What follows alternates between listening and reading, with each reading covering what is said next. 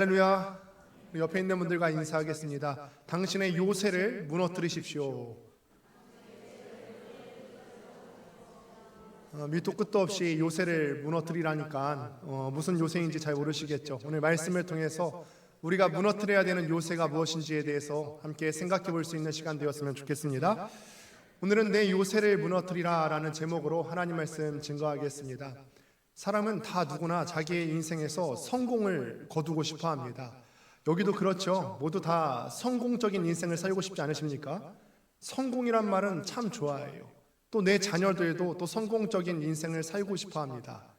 그런데 이렇게 질문한다면 어떻게 대답하시겠어요? 성공적인 인생이 뭘까요? 뭐가 성공이겠습니까? 라고 질문한다면 여기에 대해서 자신 있게 대답할 수 있는 사람은 많지 않을 것 같아요. 그런데 엘버트 아인슈타인이라고 하는 사람이 우리가 익히 아실 텐데 이런 말을 했어요. 성공한 인생이란 성공하는 사람이 되려 하지 말고 가치 있는 사람이 되라. 사실은 나태주 시인의 풀꽃 인생이라는 책에서 이런 글귀가 나와서 제가 인용을 해봤는데 이 글을 보면서 이게 뭔 말이요 싶었어요. 이거 그 말이 그 말 같은데요. 성공하는 사람이 되려 하지 말고 가치 있는 사람이 되라. 사실은 따지고 보면 그 말이 그 말 맞는 것 같습니다. 우리도 가치 있는 사람이 되고 싶지 않으십니까? 우리가 그런 사람이 되고 싶어요. 우리 가정에서 가치 있는 사람이 되고 싶고, 교회에서 가치 있는 사람 되고 싶고요, 직장에서 내 가치를 인정받는 사람이 되고 싶어요. 그러기 위해서 우리가 노력하는 것 아니겠습니까? 가치 있는 사람으로 인정받기 위해서. 그래서 우리가 내 인생에 그런 가치 있는 사람으로 인정받고 내 인생의 성공을 위해서 인생에서 아주 크고 강력한 요새를 날마다 쌓아가고 구축해 나가고 있다는 거예요. 우리는 무엇인가 쌓는 것에 참 익숙합니다. 내 인생의 어떤 불안 요소를 제거하고 내 인생이 안전해지기 위해서 경력을 쌓고요, 스펙을 쌓고요, 물질적인 내 통장의 잔고를 쌓아나가고요, 인맥을 쌓고 무엇인가 내 인생을 보호할 만한 견고한 요새를 우리는 끊임없이 계속해서 쌓아갑니다. 이 요새가 우리가 충분히 높고 단단하다고 생각되면은 우리 마음 가운데 안심이 되지 않습니까? 그래, 내 통장의 잔고가 이 정도는 됐으니까 내 노후는 이제 좀 안심될 것 같은데, 아니면 내가 그래도 사람 관계를 잘 해놓았으니까 위기 상황 가운데 이 정도 돌파구는 있을 수 있겠지. 내 요새가 크고 높고 단단해 보일수록 우리가 하나님보다 이런 요새들을 많이 의지하려는 그런 경향이 있습니다. 오늘 본문에 나오는 두로라고 하는 도시를 한번 보세요. 두로라고 하는 도시가 나오게 되는데 이 두로가 자아의 요새를 완벽하게 구축했던 고대 도시의 상징과도 같이 오늘 도시에 나오게 있는 것입니다. 스가랴 9장은 오늘 말씀을 통해서 그렇게 요새가 하나님의 임재 앞에서 어떻게 될 것인지를 보여주고 있고요, 또 우리에게 참된 안전이 과연 어디에 있는가. 우리는 우리의 어떤 통장 잔고나 인맥이나 학벌이나 스펙이 우리를 보호해 줄 것 같아서 요새같이 단단하게 쌓았는데 오늘 말씀을 통해서는 이게 나를 보호할 것이 아니다. 하나님께서 나의 안전이 되어주신다. 이 말씀을 하고 있는 것이라는 거죠.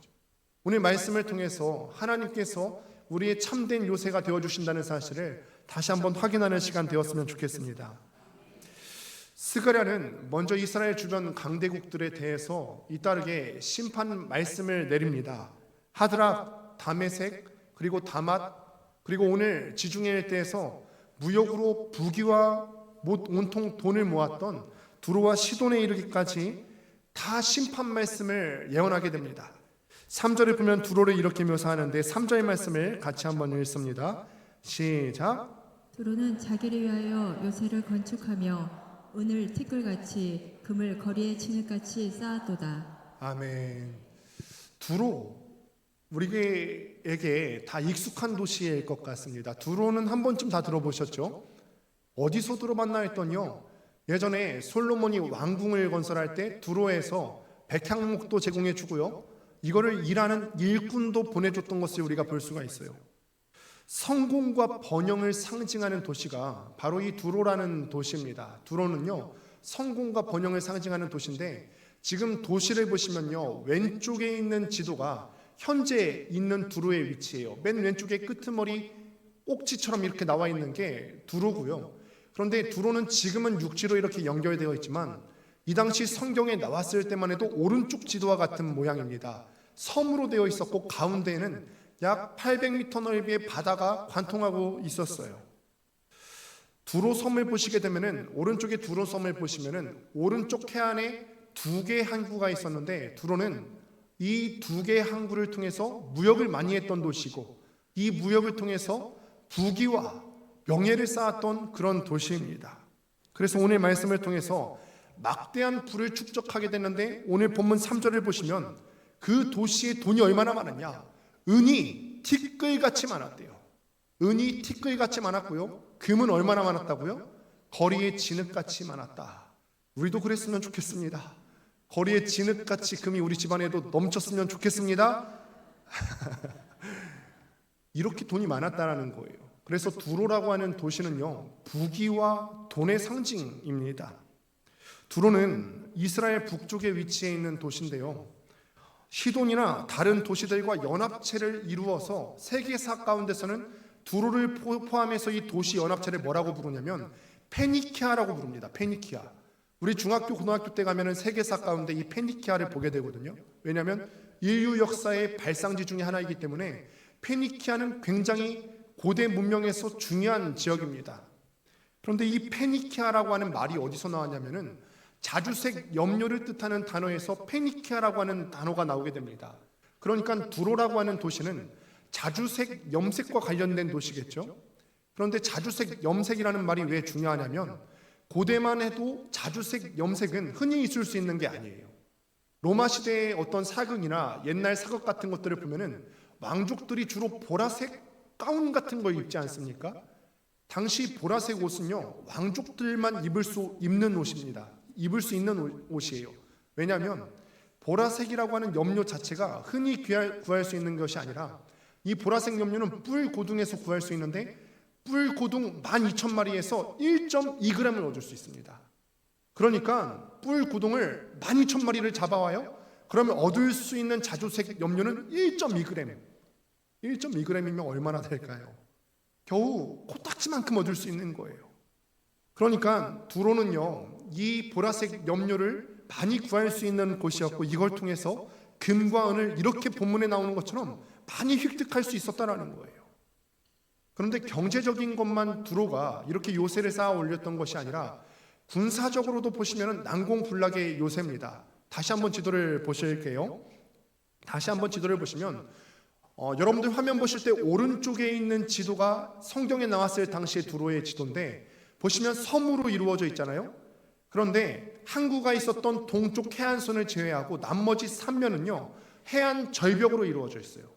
그러니까 적군이 쳐들어올 수 있는 유일한 방법은 동쪽으로 쳐들어올 수 있는 방법밖에 없는데 동쪽으로는 두로의 강력한 해안 함대가 있었기 때문에 동쪽으로 들어오는 것도 결코 쉬운 일이 아니었습니다. 한마디로 두로는요 자기의 지혜와 힘과 경제력으로 스스로의 구원을 이루려고 했던 도시였어요. 그들의 요새는 군사적인 요새였을 뿐만 아니라 이런 상징이죠. 하나님 없이도 나는 살 수 있다. 우리가 갖고 있는 금이, 우리가 갖고 있는 은이 우리를 구원할 만한 유일한 도구야. 하나님이 무슨 소용이야? 하나님 없이 살려고 했던 도시의 상징이 바로 두로라고 하는 거예요. 그런 두로는 은과 금과 세상이 가치 있다고 여기는 모든 것을 동원해서 자기들의 안전보장 시스템을 잘 구축해 놨어요. 그런데 잘 생각해 보시면요, 이 모습이 시대만 달라졌고 환경만 달라졌지 우리의 모습과 같다라는 거죠. 우리가 같은 거예요. 우리가 좋은 대학 가려는 이유가 뭐죠? 자녀들을 기필코 좋은 대학에 보내려는 이유가 우리 자녀들 좋은 직장 취업해서 그래도 수익이 잘 나는 직장에 다녀야 되고요, 안정적인 가정생활을 유지하기 위해서 좋은 대학 가야 되고 좋은 직업 얻어야 되고, 그래서 우리 자녀의 인생이 안전하게 보장될 것 같으니까 우리 자녀들을 그렇게 보내려고 하는 거 아닙니까? 우리는 이런 것들을 은과 금처럼 쌓으면서 우리만의 요새를 쌓고 있다라는 거예요. 그런데 이렇게 자기 요새를 쌓으려는 이유가 뭔지 스스로 한번 물어보세요. 왜 나는 내 요새를 이렇게 쌓아가려고 하는 거지? 왜 내 자녀들이 좋은 대학에 갔으면 하는 소망이 나한테 있는 거지? 왜냐하면 우리 인생 가운데는 다 불안이 있기 때문에 그래요. 불안. 철학자 알렉트 보통이라고 하는 사람, 이름이 보통이라는 사람인데요, 그 사람이 이런 책을 썼어요. 한번 사진을 보실까요? 불안이라고 하는 책을 썼습니다. 책 제목부터 불안해요. 여러분, 이 책을 보면요, 현대의 질병이 뭐라고 얘기하냐면 현대인들의 질병은 불안이다, 이렇게 진단 내립니다. 잘 생각해 보세요. 사실은 역사가 흘러갈수록 우리는 살기 더 편해진 게 맞거든요. 살아갈수록 스마트폰으로 인해서 더 편해진 것도 있고, 버튼 하나만 누르면요, 우리가 원하는 것들을 쇼핑할 수 있는 시대가 되었고요, 우리가 점점 굶어 죽지 않는 세상이 되어가고 있습니다. 그런데 이런 편리한 세상이 되어가는데 사람들은 과거와 비교해서 지금 더 불안합니까? 아니면 덜 불안합니까? 더 불안해요. 역사적으로는 사람이 점점점 편리해져가는 세상을 살아가고 있는데 사람의 마음 가운데는 점점점 불안이 쌓여가고 있다라고 진단을 내리는 거예요. 사람은 더 불안해졌대요. 그래서 이 사람 마음 가운데 있는 불안을 잠재우기 위해서 끊임없이 성취를 쌓아 올리는 거예요. 이 불안으로부터 어떻게 내가 해방될 수 있을까? 내가 나중에 돈이 없을까 봐 불안하고요, 내가 나중에 노후가 안전하지 못할까 봐 불안한데 이 불안을 어떻게 해소할 수 있을까? 돈이 필요할 것 같고, 금이 필요할 것 같고, 은이 필요할 것 같고, 좋은 학벌이 필요할 것 같고, 좋은 인맥이 필요할 것 같다. 우리의 불안 요소를 해결하기 위해서 우리는 끊임없이 요새를 쌓아가고 있다라는 거예요. 우리는 이 요새 안에서 스스로의 힘으로, 스스로의 노력으로 이 불안을 잠재울 수 있을 것이라 생각해요. 하지만 하나님께서는 이 완벽해 보이는 인간의 요새에 대해서 뭐라고 말씀하십니까? 4절 말씀을 세번역 말씀으로 보시면 이렇게 말씀합니다. 같이 한번 읽습니다. 시작. 주님께서 그들을 쫓아내시며 바다에서 떨치던 그의 힘을 깨뜨리시고 성읍을 불에 태워 멸하실 것이다. 견고한 요새를 두로가 잘 쌓았는데 하나님께서 이 요새에 대해서 어떻게 하신다고요? 그들을 쫓아내시고 바다에서 떨치던 그의 힘을 깨뜨리시고 우리의 요새를 다 깨뜨리시고 우리의 힘으로 쌓았던 모든 노력들을 다 깨뜨리시고 성읍을 불에 태워서 멸하실 것이다. 없애버리겠다, 이 말씀이에요. 두로는 견고한 요새를 만들었습니다. 그런데 하나님께서 두로가 쌓았던 이 견고한 요새를 무너뜨려 버리시겠다, 이렇게 말씀하세요. 그런데 이렇게 견고한 요새가 어떻게 무너질 수 있을까요? 에스겔 26장 12절 말씀을 보면은 성경은 두로가 어떻게 망할 것인지에 대해서 아주 구체적으로 묘사하고 있는 장면이 나와 있습니다. 같이 한번 에스겔 말씀 읽어보도록 하겠습니다. 시작. 내 재물을 빼앗을 것이며 내가 무역한 것을 노력할 것이며 내 성을 헐 것이며 내가 기뻐하는 집을 무너뜨릴 것이며 또 내 돌들과 내 제목과 내 흙을 다 물 가운데에 던질 것이라. 내 돌들과 내 제목과 내 흙을 다 물 가운데에 던질 것이라. 이 예언의 말씀이 정확하게 이루어집니다. 아까 지도를 보시게 되면 육지와 두로 섬 사이에 바닷길이 약 800m 정도가 있었습니다. 배가 아니고서는 침공을 할 수가 없습니다. 그런데 이 두로가 어떻게 망하게 되냐면 기원전 333년에 알렉산더 대왕이 이 지역을 침공하게 됩니다.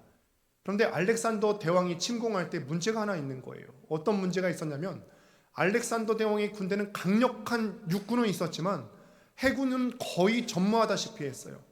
그래서 알렉산더 대왕이 어떤 꾀를 내냐면 자기의 군대를 동원해서 800m 되는 바닷길을 다 매립해버리기로 결정합니다.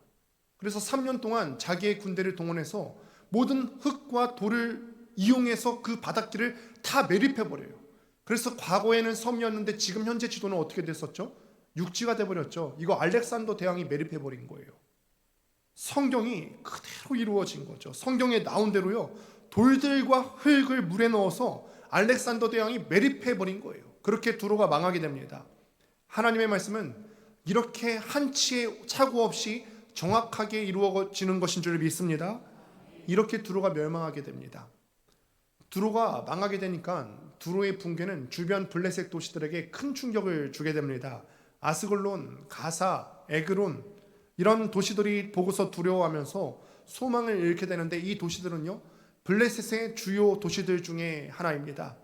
중요한 것은 6절과 7절 말씀입니다. 같이 한번 또 읽습니다. 시작.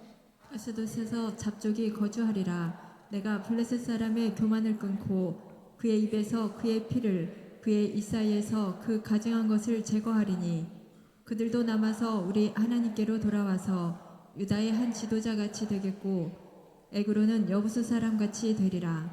아멘. 하나님께서는 그들의 교만을 끊고 그들의 가증한 것을 제거하시겠다고 선언하십니다. 이 말씀 가운데 하나님께서 왜 두로를 무너뜨리려고 하는지, 왜 사람이 쌓은 요새를 무너뜨리시려고 하는지 그 이유에 대해서 정확하게 나오더라는 거죠. 하나님께서 사람이 쌓은 스스로의 요새를 무너뜨리는 이유가 바로 여기 있다라는 거예요. 하나님께서 사람이 쌓은 요새를 무너뜨리시는 이유는 꼴불견이어서가 아니라, 야, 니네가 그 가증한 것을 쌓았어? 야, 너네 쌓은 요새를 시기해서 그렇게 요새를 무너뜨리시는 것이 아니라 그 요새가 우리의 영혼을 파괴하는 우상이 되기 때문에 하나님께서는 그 요새를 무너뜨리시겠다 말씀하시는 거예요. 우리가 쌓아올린 이 요새는요, 자아의 요새는요, 우리에게 거짓된 만족감을 주지 않습니까? 통장에 잔고를 풀면서 거짓된 안정감을 주는 거예요. 우리가 이것을 보면서 착각에 빠지잖아요. 아, 우리에게 물질이 이 정도 되니까, 연금을 이만큼 두둑하게 들어놨으니까 내 노후가 보장이 되겠지? 과연 그럴까요? 정말 그럴까요? 거짓된 안정감이라는 거예요. 우리로 하여금 하나님 없이도 살 수 있겠다라고 하는 거짓된 만족감을 심어주더라라는 것이죠. 사람이 스스로 쌓아올린 돈과 인맥과 모든 쌓아올린 인생의 노력들을 얼마나 의지하며 살아갑니까? 나는 아니라고 말하지 마십시오. 사람이 참 그래요. 우리가 하나님보다 이걸 먼저 찾는 경우를 참 많이 보지 않습니까? 어떤 분들은 그래요. 아, 하나님이 나한테 돈을 안 줘보셔서 그렇지, 나한테는 돈을 주시면은 돈보다 하나님을 항상 잘 섬길 수 있어. 우리가 이런 경우들을 많이 보지 않습니까? 어떤 사람이 있다고 한번 해볼까요? 그런데 그 사람이 가난할 때는 하나님을 그렇게 잘 신앙하다가 하나님께서 물질의 복을 허락해 주시니까 그 물질을 얻고서 배교해버렸다. 이런 류의 이야기를 우리가 주변에서 많이 보시지 않았습니까? 우리 이걸 보면서 이렇게 생각하죠. 나는 다를 거야. 그런데 여러분께 묻습니다. 그 사람들이 우리보다 덜 지혜로워서 물질이 생겼을 때 그렇게 하나님을 떠나갔던 것일까요? 아니에요. 그 사람이 우리보다 더 순수했고요, 그 사람들이 우리보다 더 지혜로웠는데 그럼에도 불구하고 물질이라고 하는 요새가 들어와 버리니까 하나님을 쉽게 벗어나 버리더라는 거예요. 우리라고 그러지 말라는 법이 없습니다. 우리가 요새를 쌓아서 이 정도면 안전하겠지? 나도 모르게 하나님 대신에 이것들을 의지하는 경향성이 있기 때문에 하나님께서는 이것이 우리의 영혼을 갉아먹을 수 있다 생각하시기 때문에 우리의 요새를 무너뜨리시는 거예요. 그러므로 하나님께서 우리의 요새를 흔드시는, 무너뜨리시는 것은요, 우리에게 있어서 심판인 동시에 우리를 그 우상으로부터 해방시키시는 자비로운 웩과 수술과 같다라는 생각을 해보게 됩니다.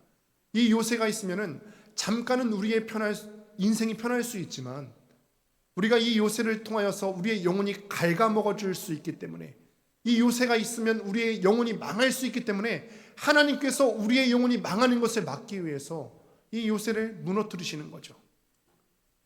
우리가 이렇게 신뢰했던 돈이나 건강이나 명예나 학벌 같은 것들이 한순간에 무너져 내리는 것을 보면서 우리는 그때서야 비로소 우리 인생의 실상을 마주하게 됩니다. 우리는 스스로는 나는 나 한 명조차도 구원할 수 없는 연약한 존재구나. 돈도 내가 의지할 수 있는 게 아니구나. 내가 사람 의지하면서 살아왔는데 한번 배신을 당하고 보니까 사람도 의지할 수 있을 만한 요새가 아니구나. 내가 가족들을 의지하며 살았는데 가족도 의지할 만한 대상이 아니고, 내가 건강 하나 믿고 이 시간에 이때까지 살아왔는데 건강도 의지할 만한 대상이 아니구나. 이 사실을 깨달을 때 참 인생이라는 게 부질없다라는 것을 깨닫게 될 때가 얼마나 많이 있습니까? 그러면서 우리가 이 허망함 속에서 우리는 때로는 절망감을 마주합니다. 그러면 인생이 이렇게 부질없고 허망한데 내가 지금까지 해왔던 모든 노력이 다 뭐가 되는 거죠? 내가 돈이 쓸모없다는 것을 깨달았는데 그렇다면 지금까지 이 물질을 쌓아두기까지 노력했던 내 노력 뭐가 되는 거지? 여기까지 오려고 했던 나의 모든 노력이 다 헛된 건가? 이제 우리가 어디서 소망을 찾아야 하는 것일까? 바로 그 절망의 순간에 오늘 말씀에서 극적인 반전을 우리에게 보여주고 있는 줄 믿습니다. 주변의 모든 견고한 요새들이 다 무너져 내리는 그 순간에 하나님께서는 다른 약속을 우리에게 주고 계시는 거예요. 8절 말씀을 같이 한번 읽어보겠습니다. 시작. 내가 내 집을 둘러 진을 쳐서 적군을 막아 거기 왕래하지 못하게 할 것이라. 포악한 자가 다시는 그 지경으로 지나가지 못하리니 이는 내가 눈으로 친히 봄이니라. 아멘. 내가 내 집을 둘러 진을 쳐서 내가 너희를 위해서 진을 칠 것이다. 내가 눈으로 친히 봄이니. 사실은 이 말씀이 우리에게 가장 큰 위로가 되는 줄 믿습니다. 하나님께서 우리에게 금이나 은이나 이런 요새를 우리에게 주시겠다 말씀하신 적이 없어요. 하나님께서는 대신에 내가 직접 너희의 진이 되어주겠다, 내가 직접 너희의 요새가 되어주겠다 이렇게 말씀하시죠. 이 말씀이 우리에게 위로가 되는 줄 믿습니다. 금 요새를 너희에게 주겠다, 은 요새를 너희에게 주겠다, 통장의 잔고 같은 요새를 주겠다 이렇게 약속하신 거 아니고요. 내가 직접 너희의 요새가 되어주겠다. 당신의 임재로 하나님의 자녀들을 지키시겠다 말씀하십니다. 세상의 모든 안전장치가 무너져 내릴 때 인맥도 무너져 내리고 우리의 통장 잔고도 언젠가는 무너져 내리고요, 우리가 믿었던 모든 것들이 무너져 내릴 때도 하나님께서는 변함없는 약속을 우리에게 주시는 것이 내가 직접 너희의 요새가 되어주겠다. 하나님의 백성의 안전은 오직 하나님께만 있는 줄로 믿습니다. 여기서 진을 치다라고 하는 히브리어 단어가 군대가 주둔지를 정하고 장막을 치는 단어의 뜻을 갖고 있습니다. 군사용어예요. 하나님께서 친히 여러분들의 강력한 성벽이 되어주시겠다는 말이고, 하나님께서 친히 여러분들에게 강력한 군사가 되어주시겠다 약속해 주시는 거예요. 또 눈으로 친히 본다라고 말씀하시죠. 눈으로 친히 본다라고 하는 것은요, 그냥 표면대로 내가 너희를 보고 끝날게 이 말씀을 우리에게 해주시는 것이 아니라 그냥 보고만 있지 않고 너희 가운데 세밀하게 개입해 줄게, 이 단어의 뜻을 포함하고 있어요. 내게 너희 삶 가운데 세밀하게 개입해 주겠다. 내가 너희를 눈동자같이 아껴서 너희 삶 가운데 깊이 관여해 줄게, 이 약속을 우리에게 주시는 거라고요. 이 약속을 받은 성경의 사람들이 어떻게 되었는지를 한번 보십시오. 출애굽 당시에 하나님께서 이스라엘 사람들을 어떻게 지켰는지를 한번 보십시오. 출애굽기 14장 말씀을 보니까 출애굽 당시에 이스라엘 사람들이 광야길을 행진하는데 이스라엘 사람들의 앞과 뒤에서 하나님께서 지켜주셨어요. 이 말씀을 동일하게 우리에게 주시는 줄 믿습니다. 우리가 인생길을 갈 때 하나님께서 우리 인생길의 앞과 뒤에서 우리를 막아서시고 우리를 지켜 보호해 주시는 요새가 되어주시는 줄로 믿습니다. 시편 121편 4절 말씀을 보니까 하나님께서 어떻게 말씀하시냐, 이스라엘을 지키시는 이는 졸지도 아니하시고 주무시지도 아니하시리로다. 여러분들을 지키시는 하나님께서는 졸지도 아니하시고 주무시지도 않는 하나님이신 줄을 믿습니다. 하나님은 우리를 앞뒤로 보호하고 계시고 우리를 지키시는데 졸지도 아니하시고 주무시지도 않는 하나님이 되어주신다라는 말씀입니다.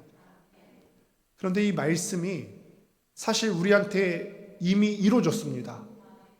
누구를 통해서 이루어졌을까요? 예수님을 통해서 이루어졌어요. 오늘 본문 8절에 보면 하나님께서 우리에게 진을 쳐주신다 그랬잖아요. 우리의 진이 되어주신다, 너희 가운데 장막을 치겠다 이렇게 말씀했는데, 이 진을 친다라고 하는 똑같은 단어가 요한복음 1장에서 나오게 돼요. 요한복음 1장 말씀 같이 한번 읽겠습니다. 시작. 말씀이 육신이 되어 우리 가운데 거하심에 우리가 그의 영광을 보니 아버지의 독생자의 영광이요 은혜와 진리가 충만하더라. 여기서 보면 거하시다라고 하는 단어가 장막을 치다라고 하는 헬라어 단어의 의미입니다. 오늘 본문 8절에 나오면은 진을 치다라고 하는 단어의 뜻과 정확히 같은 의미예요. 하나님께서 우리에게 약속해 주셨잖아요. 내가 너희 가운데 거하겠다. 내가 너희 가운데 진을 치고 너희의 요새가 되어주겠다. 그런데 약속만 하시고 그치는 것이 아니라 너희를 가만둘 수가 없어서 친히 이 땅에 육신의 몸을 입고 이 땅에 와서 우리 가운데 거하시고 우리에게 예수 그리스도를 보내주셔서 우리의 요새로 삼아주신 줄을 믿습니다. 하나님께서 우리를 위해서 직접 견고한 요새가 되어주시겠다고 약속하신 것이 예수 그리스도를 통해서 이루어진 것입니다. 그래서 예수님의 이름이 무엇이죠? 임마누엘, 하나님이 우리와 함께 하신다. 사실 이 말씀을 읽으실 때요, 눈물이 쏟으셔야 돼요. 이것만큼 우리에게 위로가 되는 말이 없거든요. 우리에게 물질을 주겠다, 건강을 주겠다 이런 말씀 해주신 게 아니라 함께 있어 주겠다. 내가 너희의 진이 되어 주겠다. 견고한 요새가 되어 줄 것이다. 임마누엘 해주겠다. 같이 있어 주겠다. 너희의 진이 되어 줄 것이다. 이것이 우리의 위로가 되는 하나님의 약속인 줄 믿습니다. 우리는 지금까지 두로처럼 우리만의 견고한 요새를 쌓아 올리며 살아왔습니다. 나는 아니라고 말하지 마십시오. 이 요새가 무엇인지 찾는 것이 중요합니다. 어떤 분들은 이 요새가 통장의 잔고일 수 있겠고, 내가 하나님보다 의지할 만한 대상이 있는 거라면 그게 무너뜨려야 되는 요새예요. 어떤 분들에게는 위기 때 돌파할 수 있는 핸드폰의 연락처, 인맥이 될 수도 있겠고요.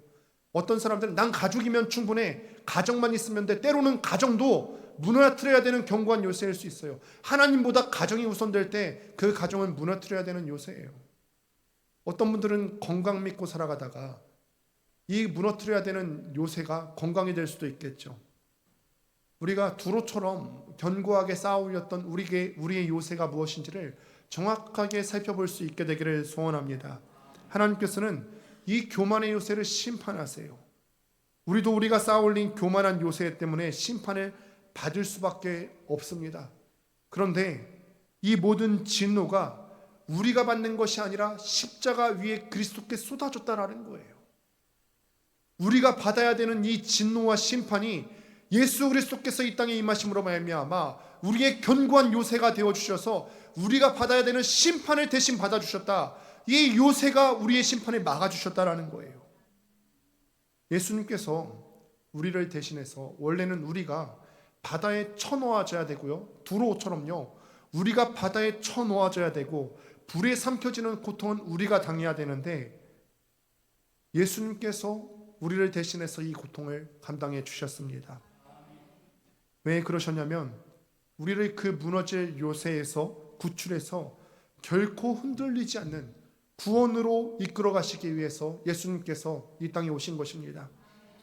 그러므로 우리가 다짐해야 될 것은요, 우리가 두로처럼 망하지 않기 위해서 겸손하고 더 노력해야 된다, 이런 도덕적인 결단이 우리에게 필요한 게 아니에요. 우리가 더 겸손해져야지, 두로처럼 교만하면 망하는구나, 이런 도덕적인 결단을 하자는 게 아니라 우리가 해야 되는 유일한 결단은 예수 그리스도께서 우리의 요새가 되어주시기 위해서 이 땅에 오셨으니까 우리는 예수 그리스도의 성벽 안으로 더 들어가야 되겠구나, 더 예수님만 믿으며 신앙생활을 해야 되겠구나, 나를 위해서 예비되신 그리스도의 요새 가운데 더 피해야 되겠구나, 이런 결단이 우리에게 있어야 될 줄로 믿습니다. 사랑하는 성도 여러분, 우리가 지금 어디에 있는지 한번 확인해 보시길 바랍니다. 여전히 우리가 불안 가운데서 은과 금을 쌓으면서 자신만의 요새를 건축하고 있습니까? 예언하자면 그 요새는 반드시 무너집니다. 또 예언하자면 여러분들의 통장의 잔고는 언젠가는 마르게 되겠죠. 사실 잊지도 않지만 그 잔고는 나를 지켜줄 만한 것이 되지 못합니다. 우리가 의지했던 모든 인맥과 건강과 우리의 쌓아놓았던 모든 요새는 언젠가는 다 없어지게 될 것입니다. 반드시 무너질 거예요. 하나님께서는 오늘 그 무너진 요새의 잔해 가운데서 우리를 부르고 계십니다. 그리고 그 요새에 의지하지 마라. 내가 너희 친히 너희의 진이 되어주겠다, 내가 너희의 요새가 되어주겠다, 우리에게 이렇게 약속해 주시는 것이고 예수 그리스도 안에서 그 약속이 성취된 것을 우리가 맛보며 살아가고 있다는 거예요. 그러니 오늘 이 시간 가운데 우리가 우리의 요새로 삼았던 가증한 것들을 버리고 예수 그리스도께로 편입되는 놀라운 은혜를 경험할 수 있게 되길 바랍니다. 내가 예수 그리스도의 은혜의 장막 안에 거할 수 있게 되기를 소망합니다. 세상이 주는 거짓된 안전, 우리를 계속 유혹하려고 하고요, 계속해서 우리를 속이려고 하거든요. 야, 이거 있으면은 너희 삶이 조금 윤택해질 수 있어. 이거 있으면 너희 삶이 조금 더 안전할 수 있어. 이거는 세상이 우리를 속이는 거라고요. 이 세상의 속임수에 넘어가지 않고 하나님으로부터 말미암는 참된 평안과 하나님께서 우리에게 요새가 되어 주셔서 우리에게 보장해 주시는 그 안전을 누리며 살아갈 수 있게 되기를 주님의 이름으로 축원합니다. 기도하겠습니다.